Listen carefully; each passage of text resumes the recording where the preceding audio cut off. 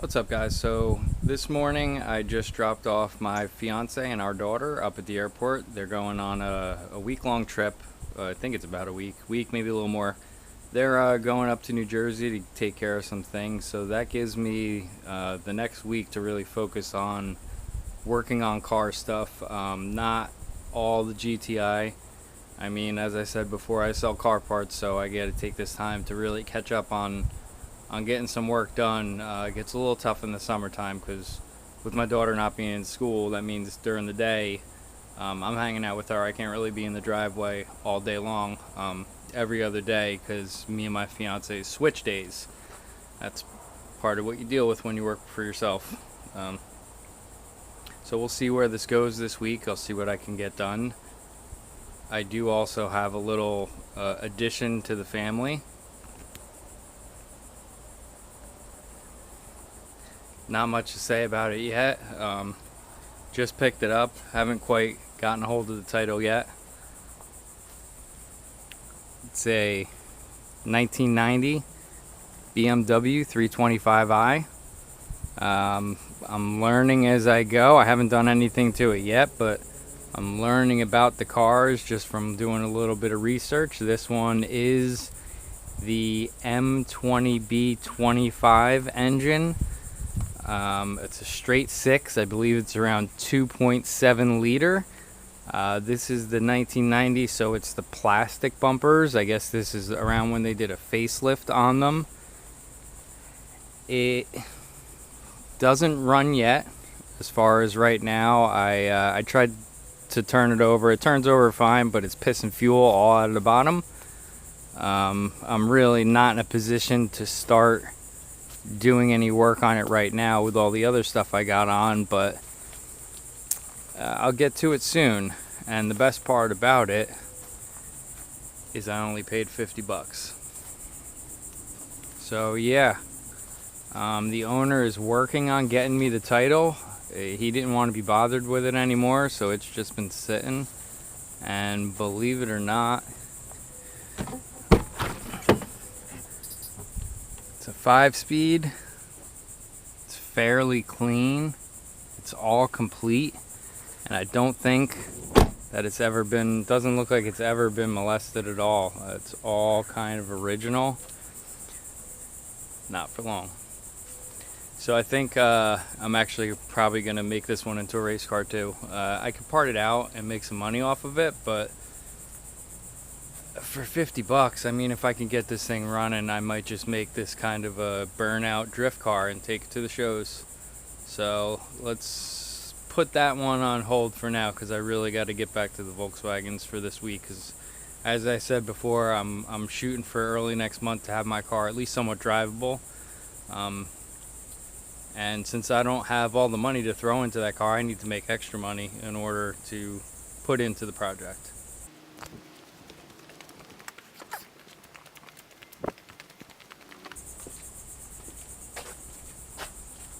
Still taping. Okay, so now I'm just gonna get back to work on that thing for now. I don't know exactly where I'm gonna start. I know one of the main focuses is gonna be getting the MK4 shift tower in there. Like I said before, it's not gonna be your normal mounting. This is a race car, so that'll probably be first on the order, as well as getting this engine bay cleaned up. And then once I really do that, oh, and the brake lines, I got to do all new brake lines, but I have everything already, so once I get that done, then it's just a matter of putting the engine back in as is. I'm not really going crazy on that. Very, very minor interior stuff. I have a set of Mark II Recaro seats from a GLI, so those have modified brackets. They're going back in, and whoa, hey dude. Yeah, and we'll go from there. Getting started on this MK4 shift tower conversion, but I ran into a problem where the bushings all start to deteriorate, and the ones for the reverse, they're jammed in there, so it's pushed in the down position. I can't get it to move right now. So the first thing I'm going to do is just try to take a little bit of silicone spray and kind of get everything moving. I've already picked out what With a pick, I took out some of the bushings that were left over. This is from the top that was underneath the spring right there.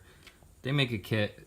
Diesel Geek has a kit for replacing these, but I have a lathe and some extra Delrin plastic, so I'm probably just going to try to make some myself. So I just turned the camera off, and when I put the camera down, I had 2 hands to put on it, and just with a little bit of silicone in there, I was able to give it a good pull and got the pieces out. I'm not going to go ahead and push it back down, so I'm going to pick out all the pieces that I can, clear everything out I can, and then make some new bushings for the insert there. So I disassembled the whole box. Once it was apart, I was able to get that thing. Was really tricky to get out. Basically, there's only one way that this can come out, and it was my first time getting it out, but wow, looks like it's just like that.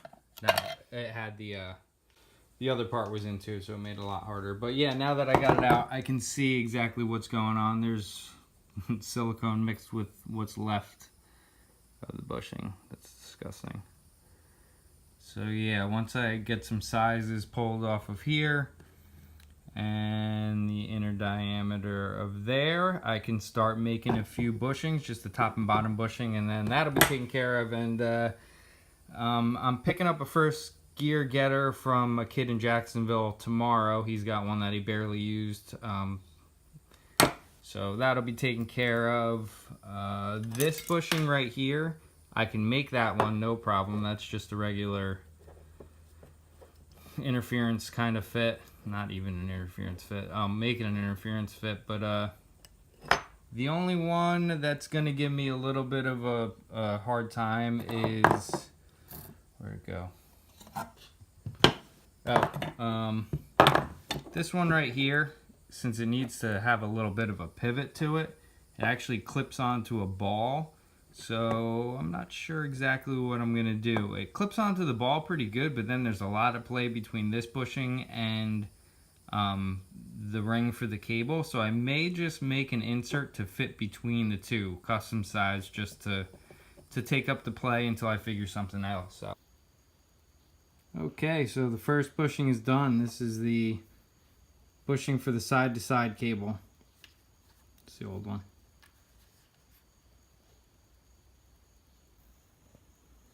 That's the side-to-side bushing installed.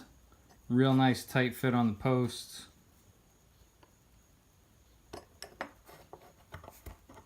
Cable slips on. Perfect fit. Just finished up the bushings for the reverse, and I'm very happy with the way they turned out. You got the lower one, spring, the upper.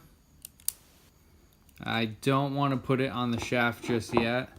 You can see there's a knurled part right there where it gets there, and then you got to kind of force it, so I'd rather just wait until it's all ready to be installed.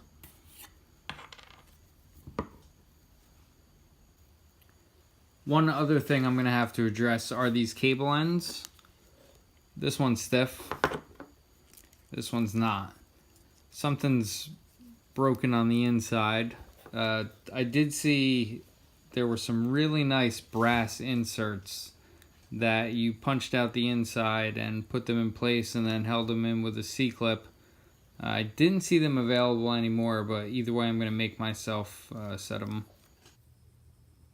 I put the shift lever back together, and I'm very happy with the way it turned out.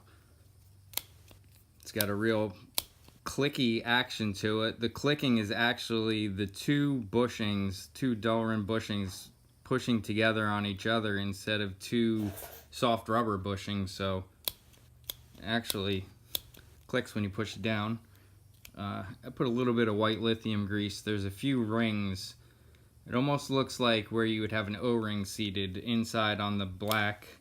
That's normally a black plastic piece. I'm guessing it's just to catch a little bit of grease and keep it lubricated. So I greased that up real good. That's the original white O-ring on the bottom. That's just a cushion for when it comes down. And yeah, came out awesome.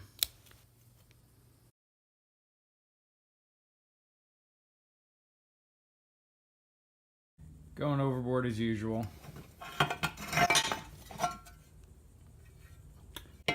So I was originally just going to throw it in the way it was, just kind of rebuild it, not go crazy with it, put it in. But since I have it apart, I figure I might as well clean it up as much as I can so I don't have to rebuild it twice. Because this is probably going to be, I mean, if I'm replacing all the bushings, there's no sense in rebuilding the whole thing 2 times just to refinish this thing. So I'm probably just going to throw it in the sandblaster real quick, fix it up, make it pretty. These are the brackets that I'm making for the Mk4 shift tower so that I can mount it into my car. These are the 2 rear. And then this one has openings for the 2 threaded holes. And then the 3 center holes in each are just to lighten up the thick piece of steel that I used. And so now that I have my 2 brackets established and bolted in to the tower, I can just, I'm going to kind of lift it up just a little bit more, give it a little more clearance because it needs some room for the bottom of the shift lever actually hangs down. There's a bulge in the bottom of the box normally. I'm still not decided if I'm going to even bother putting the lower portion of the box on because, I mean, it's not going to be underneath the car anymore. So this is going to be raised up just about a ½ an inch or so, and then I'll just have to weld this to here.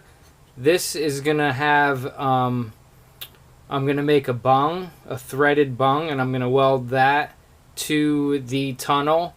And then a bracket will come down from here and have a hole with a screw. I could use a riv nut, but I don't have a riv nut gun, so I'm not going out and buying it just for this. So I'll just make it work with a couple of, well, I could always weld a nut on from the backside, but I'm thinking about just cutting a hole if I need a little more clearance, if I just need it to be thin, and then making a little bung and welding it right through.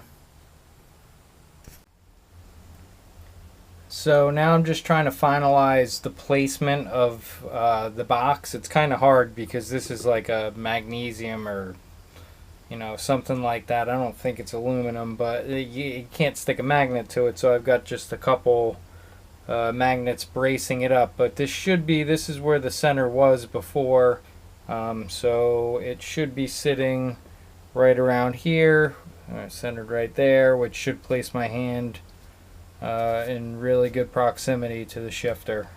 It's raised up about a ½ an inch. This is going to be about where my seat placement, this isn't the seat I'm going to use, but this is about where the placement is going to be. So I feel good about just throwing a couple tacks onto here, probably sometime tomorrow. And then just taking the seat out and continuing on and finishing mounting that. Then I could just drill a couple holes on the firewall and run the cables. That's really what my big holdup was, why I wasn't going to go ahead and rebuild this old O2A box that's in the car, the Mk3 box, because I couldn't find any gears, and I wasn't going to rebuild that box if that's not the box I'm going to use. I'm going to use a Mk4 box. So this seems pretty good. Got enough room, enough clearance for the e-brake. That's not going to be a problem. And yeah, I'm going to continue on with it tomorrow. It's now the following day. I just finished up the rear mount, welding it to the tower. The top plate is 3/16 by 1 inch steel, and then it's 1/8 by 1 inch steel on the side. A little bit of a bend. I initially was going to weld it around the sides, and then I figured I'd take off as much as possible. Also put a hole in it just to take a little weight off. Figured why not. I did go a little crazier on this one than I will on the front, because this one is going to stay on the car. The one for the front is going to be removable, so I can change it later. I could actually go a little thicker and go with aluminum, but I really just need to weld the bung onto here. I already threw some round stock on the lathe and just kind of tapped something where I could make a bung for this side. I'm gonna try to maybe get that done tonight. Shouldn't be a problem. I still got a little bit of time left before it gets dark. But yeah, I'm pretty happy with the way that this turned out. Got plenty of clearance, and yeah, I'm just gonna leave it all bolted together until I'm ready to go. Just about to call it quits for the night. I have the MK4 Shift Box all finished and bolted up. It's got the solid bracket across the back that's attached to the tunnel, and then the front bracket is independent from the box and it's attached to the 2 points there. There will be, I'm going to switch these up and have the bolts coming through with a nut on the top. I figured it'll be a little stronger than just relying on those threads. And then this side has a little welded on bung that's tapped. And I made sure to use the same M8 by 1.25 thread on everything so that I can get fasteners that are all identical. I just finished up with the last of the bushings that I had to make. These are for the cable ends that go with the O2J tower. I made a couple of Delrin inserts that I still have to go to the hardware store and I'll buy a fender washer that's a little bigger than the diameter of the bushing. That way it can't slide out, and then just use the regular original hardware on top. That's because these will tend to crack and get a little loose inside, so basically you just take a straight blade and cut the inside out and push all the rubber out of there, and then these get inserted in. And then I also made the last bushing for there. This one is for the front to back. And I finished up with all the other ones about a week ago. So now I'm ready to paint the shift box and get it all rebuilt and put it in the car. So I'm going to end this video for now. It's kind of getting a little long. This isn't really supposed to be how to install a MK4 shift box. It's kind of just the way I'm doing it.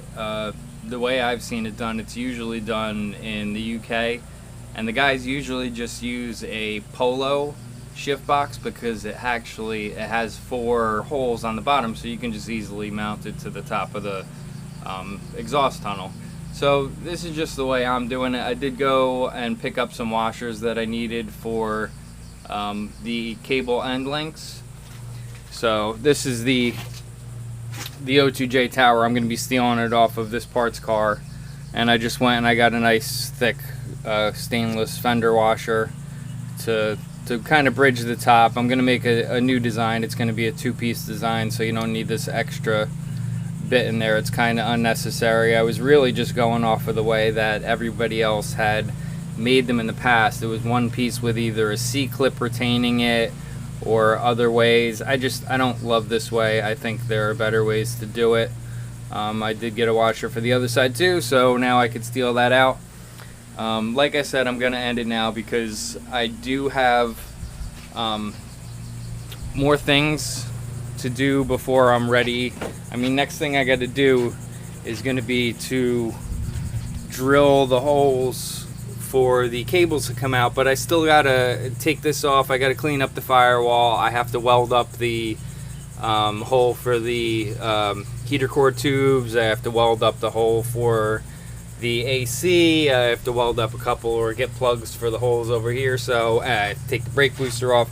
There's a lot of little things that need to get done, so I'm just gonna call this one quits for now.